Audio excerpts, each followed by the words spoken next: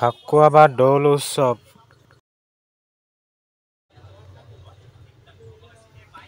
অসমকে ধৰি ভাৰতৰ বিভিন্ন ঠাইত ৰঙৰ উৎসৱ ফাকুৱা বা দৌল উৎসৱ পালন কৰা হয়।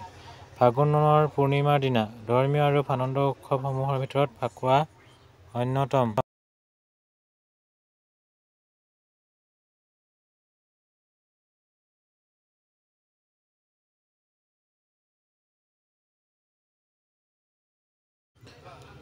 প্ৰাচীন বসন্ত উৎসৱৰ পৰা দৌল যাত্ৰা বা হোলী ফাকুৱাৰ উৎপত্তি। ৰং বিৰঙৰ ফাকু খেলাকে ধৰি সংগীতমুখৰ শোভাযাত্ৰা এই উৎসৱৰ উল্লেখযোগ্য অংগ।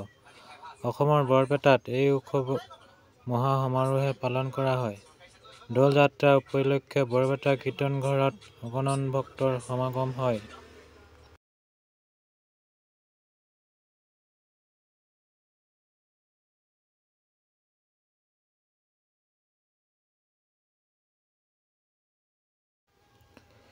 তীৰ্থযাত্ৰীৰ সমাগম হয়। বৰপেটাৰ স্থানীয় লোকসকলে এই উৎসৱক দেউল বুলি কয়।